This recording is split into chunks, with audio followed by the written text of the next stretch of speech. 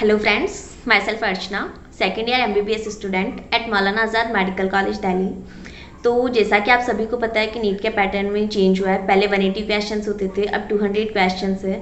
तो आपको अपनी स्ट्रेटेजी भी चेंज करनी होगी, पेपर अटेम्प्टिंग स्ट्रेटेजी। तो मैंने थोड़ा सा डिवाइड किया है कि आप कैसे अपना पेपर जो है वो सॉल्व कर सकते हो। तो हम स्टार्ट करते हैं। सबसे पहले आपको क्या करना है, आपको सबसे पहले सेक्शन ए सॉल्व करना है। तो उसमें आपका सीक्वेंस वही होना चाहिए, biology, chemistry and then physics.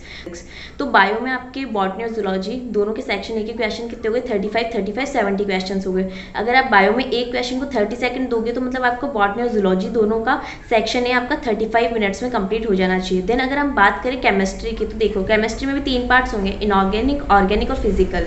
उसमें अलग से पार्ट्स बने हुए नहीं आएंगे, बट उसके क्वेश्चंस देख के आप पहचान जाओगे कि कौन सा इनऑर्गेनिक का है, कौन सा ऑर्गेनिक का है, कौन सा फिजिकल का है। तो देखो अगर हम 35 में से हम ये मान के चलें कि इनऑर्गेनिक के क्वेश्चन अगर 10 क्वेश्चन भी इनऑर्गेनिक के आते हैं, तो इनऑर्गेनिक के क्वेश्चन बायो की तरह होते हैं, क्वेश्चन पढ़ा आंसर कर सकते हो। तो उसमें भी आपको क्या देना है, 30 सेकंड देना है एक क्वेश्चन को। तो अगर 10 क्वेश्चन आपके ऐसे हैं तो आपको क्या 10 क्वेश्चन के लिए आपको बस 5 मिनट्स लगेंगे। देन अगर हम बात करें फिजिकल और ऑर्गेनिक केमिस्ट्री की, तो आप उसमें एक क्वेश्चन को 50 सेकेंड्स देना। तो आपके टोटल उसके क्वेश्चन थे 25 क्वेश्चंस, आप उसमें एक क्वेश्चन को 50 सेकंड दे रहे हो। तो आपके जो ऑर्गेनिक और फिजिकल केमिस्ट्री का जो आपका टाइम लगेगा वो आपको लगेगा अराउंड 21 मिनट्स। ठीक है, तो आपको इनऑर्गेनिक में टाइम लग रहा था 5 मिनट्स और आपका फिजिकल और ऑर्गेनिक का टाइम है आपका 21 मिनट्स। तो टोटल हो गया 26 मिनट्स। बट फिर भी आप मान लो कि ऑर्गेनिक या फिजिकल केमिस्ट्री में कोई टफ क्वेश्चन आ गया, आपको थोड़ा ज़्यादा टाइम लग रहा है, तो आप उसमें आप केमिस्ट्री का टाइम मान के चलो कि आपको 35 क्वेश्चन सॉल्व करने में, केमिस्ट्री का सेक्शन ए सॉल्व करने में आपको अराउंड 28 मिनट्स लग रहे हैं। देन आप जाओगे फिजिक्स के सेक्शन ए पे। तो उसमें मानो कि फिजिक्स में से 35 में से 15 क्वेश्चंस भी इजी क्वेश्चंस हैं, थोड़े थ्योरेटिकल क्वेश्चन या ओनली आपको उसमें डायरेक्ट फॉर्मूला पुटिंग क्वेश्चंस है, तो आपके जल्दी हो जाएंगे। तो आप मानो कि 15 क्वेश्चंस अगर इजी हैं तो आप उन्हें 50 सेकंड्स में कर सकते हो एक क्वेश्चन को।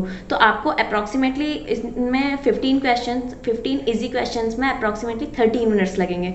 देन आपके रहते हैं 20 क्वेश्चन। अब उनमें आप एक क्वेश्चन को 1 मिनट दे सकते हो, तो आपको 20 क्वेश्चन करने के लिए अराउंड 20 मिनट्स लग जाएंगे। तो आपको फिजिक्स टोटल करने में कितना टाइम लगेगा, 13 मिनट्स आपका इजी क्वेश्चन करने में, 20 मिनट्स जो आपका टफ क्वेश्चन करने में, तो अराउंड आपको 33 मिनट्स लग जाएगा। तो अगर अभी हम तीनों को मतलब चारों सब्जेक्ट का सेक्शन ए काउंट करें तो आपको टोटल कितना टाइम लग रहा है, तो आपको बायो में लग रहा था 35 मिनट्स, केमिस्ट्री में 28 मिनट्स और फिजिक्स में आपका 33 मिनट्स। तो टोटल आपका हो गया 96 मिनट्स जो है आपको सेक्शन ए सॉल्व करने में लग रहे हैं। अब देखो सेक्शन ए और सेक्शन बी में आप अप्रॉक्सीमेटली मतलब सब्जेक्ट वाइज उतना ही टाइम दोगे। बायोलॉजी में अगर आप सेक्शन बी कर रहे हो तब भी आप उसको 30 सेकंड नहीं दोगे, केमिस्ट्री में और फिजिक्स में भी ऐसा ही होगा। लेकिन मैं आपसे क्यों कह रही हूँ कि पहले आप सेक्शन ए करो देन सेक्शन बी करना, क्योंकि आपको सेक्शन ए में सारे क्वेश्चन करने हैं। मतलब जो भी आपको आ रहे हैं, जो भी आपने पढ़ रखे हैं, जो भी कॉन्सेप्ट्स आपको आते हैं वो आपको पढ़ते जाना है, करते जाना है। लेकिन सेक्शन बी में ऐसा है कि अगर आपको थोड़ा सा भी आपने क्वेश्चन पढ़ा, आपको लगा कि ये मुझे नहीं आता या इसमें मुझे कन्फ्यूजन है, तो आप उसको उसी जगह पे छोड़ सकते हो, क्योंकि आपको 15 में से बस 10 क्वेश्चन करने हैं, 5 क्वेश्चन आप छोड़ सकते हो। 33% आप पेपर का लीव कर सकते हो। तो वहाँ पर आपको ऑप्शन मिल रहा है, तो आप ऐसे क्वेश्चन पर अपना टाइम वेस्ट ना करो। इसलिए आप पहले सेक्शन ए कंप्लीट कर लो, देन उसके बाद आप सेक्शन बी पर आओ। ठीक है, तो सेक्शन बी का अगर हम डिवीजन देखें तो सबसे पहले उसमें भी आपको बायोलॉजी करनी है। तो उसमें आपके 15 क्वेश्चन, 30 क्वेश्चन है टोटल बॉटनी जूलॉजी के सेक्शन बी के, तो आप उसमें 15 मिनट लगा सकते हो। देन आपके पास आती है केमिस्ट्री। तो केमिस्ट्री में 15 क्वेश्चन है, उसमें कुछ इजी होंगे, कुछ टफ होंगे, कुछ इनऑर्गेनिक के होंगे, कुछ ऑर्गेनिक फिजिकल के होंगे। तो उसमें आप मान लो कि आपको 12 मिनट्स लग रहे हैं अराउंड। देन आपका आता है फिजिक्स, उसमें आपके 15 क्वेश्चन है, आप 1 मिनट दो आराम से एक क्वेश्चन को, तो आपको लगेगा अराउंड 15 मिनट्स। तो अगर हम ऐसे देखें तो आपको सेक्शन बी करने में टोटल कितना टाइम लग गया, 15 मिनट्स आपको लगा बायोलॉजी में, 12 मिनट्स आपको केमिस्ट्री में, फिजिक्स में आपको लगा 15 मिनट्स, तो टोटल आपको 42 मिनट्स लगा।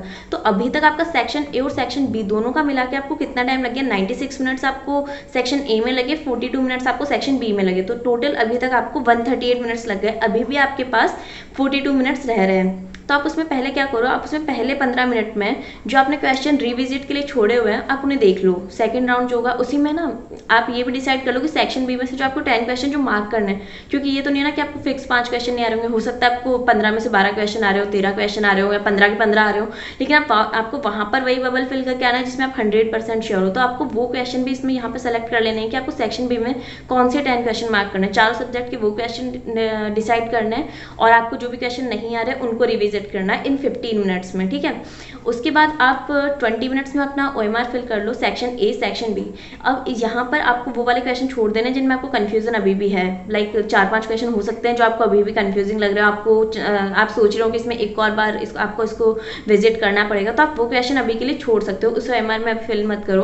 तो उसके बाद भी ये OMR फिल करने के बाद आपके पास अभी भी 7 मिनट्स बचेंगे, मतलब हमारे टाइम डिस्ट्रीब्यूशन के अकॉर्डिंग आपको 7 मिनट्स मिलेंगे, बट आपको एक्चुअल में से ज़्यादा टाइम मिलेगा, क्योंकि बायो के क्वेश्चन हो सकते हैं आप जल्दी कर लो, केमिस्ट्री मतलब तीनों सब्जेक्ट में किसी के भी क्वेश्चन हो सकते हैं आप जल्दी कर लो, और आपको सारे क्वेश्चन करने भी नहीं है ना, सेक्शन बी में आप कुछ क्वेश्चन तो देखते ही छोड़ दे रहे हो, तो वो वाला टाइम जो आपका बच रहा है वो वाला टाइम आपका यहीं पे ऐड अप होगा। तो यहाँ पे ऐड ऑन होने के बाद उसमें आपका जो टाइम होगा वो 7 to 15 मिनट्स आपके पास लास्ट में फिर से बचेंगे। तो जिन क्वेश्चंस में आपको अभी भी कंफ्यूजन हो रहा है वो आप क्वेश्चन फिर से देख सकते हो, उन्हें अच्छे से कर सकते हो, और फिर उसके बाद OMR आप फिल कर दोगे। तो आप इस वाली स्ट्रेटेजी को अगर अभी से अपने उसमें रूटीन में लाओ, तभी आप इसे फाइनल पेपर में करके आना। ये नहीं कि आप अभी तो कुछ और कर रहे हो, फाइनल पेपर में डायरेक्ट ये वाली स्ट्रेटेजी अप्लाई करो, ऐसा नहीं करना। आप जो भी आपको स्ट्रेटेजी फॉलो करनी है उसे आप अभी से करो, अभी जो भी मॉक टेस्ट दे रहे हो, और मॉक टेस्ट आपको 2 to 5 ही देना है, इसे फॉलो करो अच्छे से और अपनी जो मिस्टेक्स हो रही है उन्हें सुधारो, और ऑल द बेस्ट।